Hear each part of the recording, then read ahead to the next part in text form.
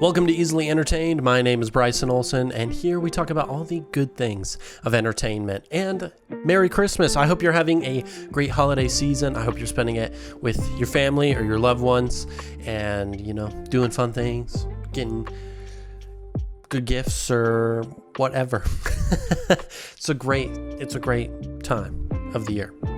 And if you don't celebrate Christmas, happy holidays to you as well. Or if you don't celebrate holidays, I hope you're just having a good time overall. Okay, I hope it's fantastic. But being as I celebrate Christmas, we're going to be talking about a Christmas classic. You read the title. It is How the Grinch Stole Christmas 2000, the Jim Carrey version, because it's amazing. It's a cultural icon. Okay, so let's get started. So I don't really have to explain the story of How the Grinch Stole Christmas all that much. I feel like everybody pretty much gets it. There's the Grinch who hates Christmas and all that comes with it. He kind of feels like slighted by the Whoville community that live beneath him on the mountain, and he believes it's all about the materials, all the gifts, all the physical things that you get, and that's kind of it. So after posing as Santa and stealing all the material items, he learns about the true spirit of Christmas. It's not about that. Everyone knows the story.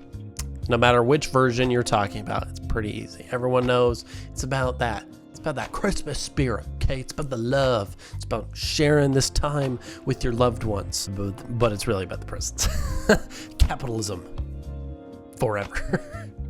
But I do love their emphasis in this version. I think specifically on searching for that Christmas spirit.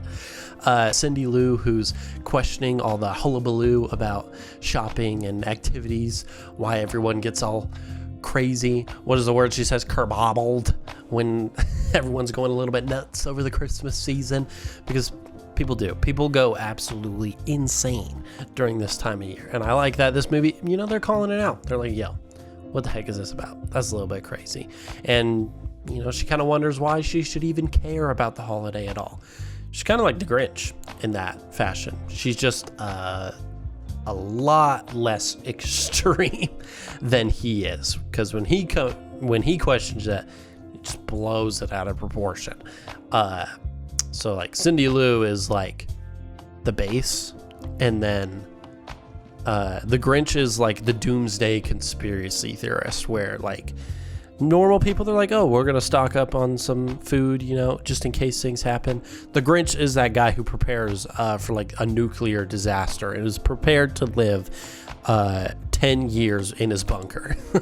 That's how out of proportion he is. But the story has always kind of been, questioning that capitalistic aspect of Christmas. Why is it all about the material stuff? What does that even matter? It doesn't, okay? It's about the love. It's about the connection with everyone you love. And I think they do a really good job at pushing that with this one. I feel like with the original, they pushed that a bit, and then with the more recent, like, Illumination one, they don't as much, and it's more about like the Grinch just is kind of lonely. But I like that in this one, it's not as short, and it like plays it out a little bit longer. Like the characters have to go through a bit of development more, which I think is good. And like you kind of see the progression a little bit. You get an origin story of the Grinch. You figure out, so he like kind of didn't care about Christmas, like he was neutral about it, and then he kind of felt slighted, so now he really hates Christmas. And then like he was maybe gonna like it again because he got invited to the town and didn't feel as much of an outcast, but then they make him feel like an outcast again, so keeps flopping back and forth, and then he kind of learns to just get past it. And that's what I think is kind of great about this version. The Jim Carrey version just does such a great job at combining all of the aspects of the story, which I think is good, especially for a live action adaptation. You got to be able to use all of it. It's not just a little piece. You got to fully push for that whole story and not just part of it. And I think that's good. And it's memorable, and it just does it in a way that feels like a faithful adaptation. I guess I could use a little social interaction. One of the best parts about seeing a Dr. Seuss adaptation come to life on the big screen is seeing how they actually bring the world of the story to life. Think the Lorax with Thneedville and the Truffula trees. It's so full of life when they're like doing the flashbacks, and then you go back to the modern day and it's that fake plastic color, and then you get to see the real like dull and drab, and they just do a really good job at showing the duality of that world. There's Horton Hears a Who with the Jungle of Newell and the Whoville in that one, which is different from the Whoville in How the Grinch Stole Christmas, I believe, but they like show the duality of those. Like one is bunch of giants and the other is like the small little town on a speck. And then you of course have this one, How the Grinch Stole Christmas, where you have Whoville and Mount Crumpet, and that is all taking place on a snowflake, at least in this adaptation. But it's always interesting to see how they bring them to life. I think especially in this one as a live action adaptation, they have to get silly, as a Dr. Seuss book usually goes, without taking it a bit too far, because then it would make no sense. Like, you can't do all the crazy things that Dr. Seuss does, otherwise it's gonna be a little too out there.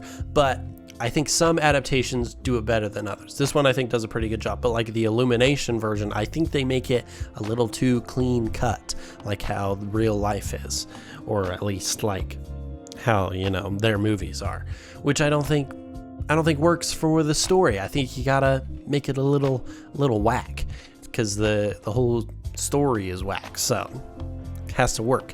And I think that works in the Jim Carrey version. But in this one specifically, I love how the town, you know, typically a building in a Dr. Seuss book, it's not going to be straight. It's going to like be curving around all over. And in this movie, they're a little bit wonky. They're a little bit weirdly shaped. And that's okay, because, you know, they're taking inspiration from the books, but it's enough to be understandable in this world. Like, they don't go entirely crazy with it. Like, I'm sure Anna, I haven't read the original How the Grinch Stole Christmas book in forever, but you know, sometimes a Dr. Seuss book, you can have a building that twists and turns everywhere, and that's like good for a book, but it's not going to do very good for real life. But in this one, like, they try to make them like, they still make them like wobbly, but they're not going to do like the crazy twists. Like, they do it within some logic, which I think is good. You have it cartoony enough without going a bit overboard. Like their cars. I think their cars are a good example, where they're like really bubbly, and like you could see that car being a real car, but like not at the same time. So I think it's good. That's like the feeling you should get in this world, is it could be real, but it's definitely not real. So you're walking that fine line. So I think that's good. I just think the set and prop designers they did fantastic. Even with like the Grinch's lair in this, because like in the original, it's just like a cave. Okay. And like it is a cave in this, but it's a different kind of cave. In this one, it's so overboard, which I think adds to the disgust that the Grinch provides in this movie. It just works, because they make it super grungy. They make it dirty. This was 2000, so you know, peak grunge time.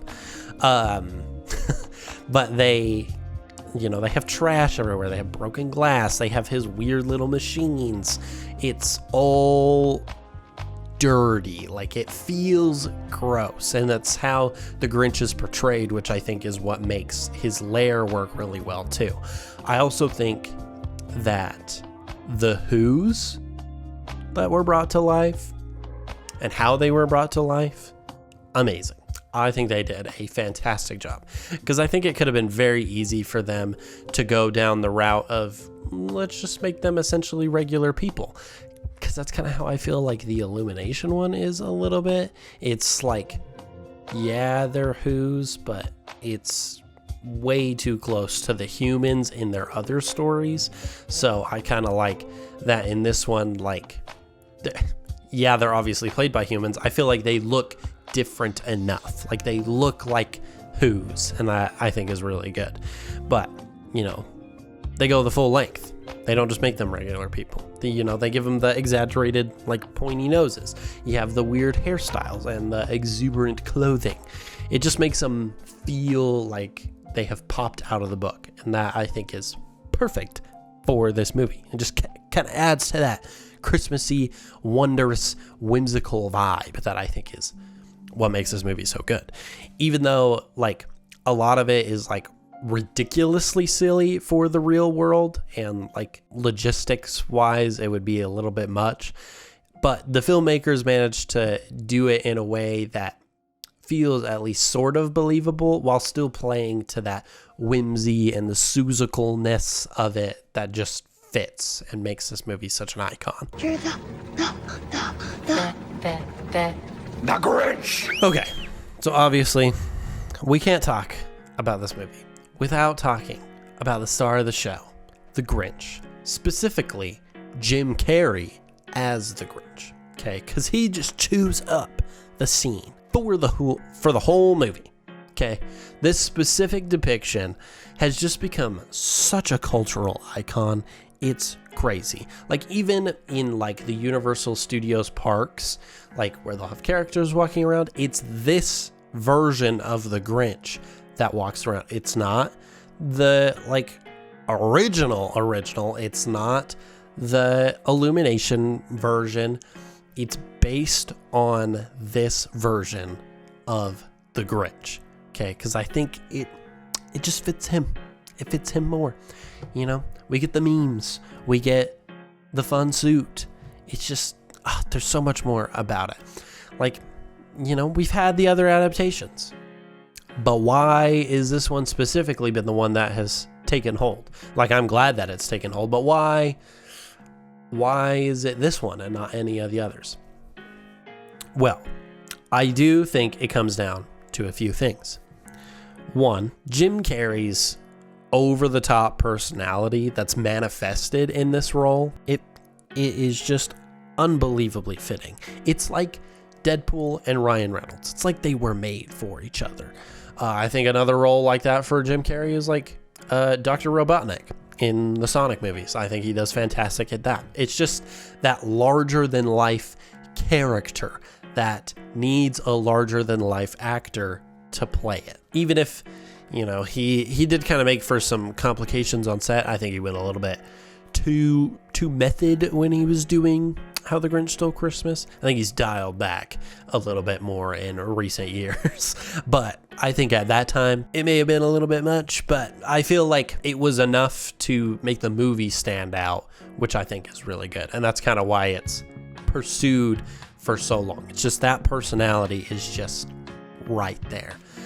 Two, kind of along similar lines, I think this version just truly embodies the whole character of the Grinch. Like I said earlier, there are some depictions where they kind of focus on like just one side of what makes the Grinch the Grinch. You know, he's lonely. He thinks the material side that all just gets flushed away to Mount Crumpet is stupid. Like, you have the original aspects, you have the Illumination aspects, you have the book aspects. I think this one, it takes them all and puts it into one. And I think that is good. Plus, it expands on the source material. Like, it's not just he's just the Grinch. Like, the Illumination one tries to as well, but I do not think they do it nearly as good. Like, it doesn't feel as impactful, okay? But this one, like, how they expand it, I think is great. Like, they give a lot of detail, and even if it's silly detail, it just fits, and it makes it endearing, which I think makes the character interesting. You gotta have a way to connect with the character. And finally, he is so damn quotable. Okay, some lines being improvised in this movie, some are written in, just it's the cadence and specific word choices in this movie for the jokes, for the one-liners, for everything that the Grinch says specifically, it just makes you want to repeat nearly all of them. They are all good. You have the mailroom scene, you have his schedule, you have him figuring out what to wear, you have his hate list, you have his speech in the town, you have him apologizing, everything. It's just every line that he has is quotable, it's memorable, it's funny. There is just so much to him that lets you keep it in mind. And I think that's what makes this version such an icon. It is memorable. It did something unique and kind of out there for the genre and as an adaptation, and pushed itself beyond its own boundaries. And like, it is kind of a silly movie that is using all those aspects for it, but I think that's kind of what you need sometimes. You need a silly movie to really push the boundaries of what you can do. And that's why I think we all love How the Grinch Stole Christmas. It's great. So now let's talk about our rating. If you don't know our easily entertained rating scale from least to best, it goes garbage, once is fine, right mood, quotable, go to, and all day, every day. There we go. And for this movie, for How the Grinch Stole Christmas, it's kind of like a tie for me. Not because it's not fantastic, but mainly because it fits into both categories. You have Go To, of course, because it's just one of those Christmas movies that you're like, yeah, I can watch this like once a year. It's great. And also Quotable, because like I said in not even 3 minutes ago, probably like a minute and a half ago, it's just quotable. There are so many quotes within this movie that you can memorize. That is fantastic. My favorite, personally, being the solve world hunger, tell no one.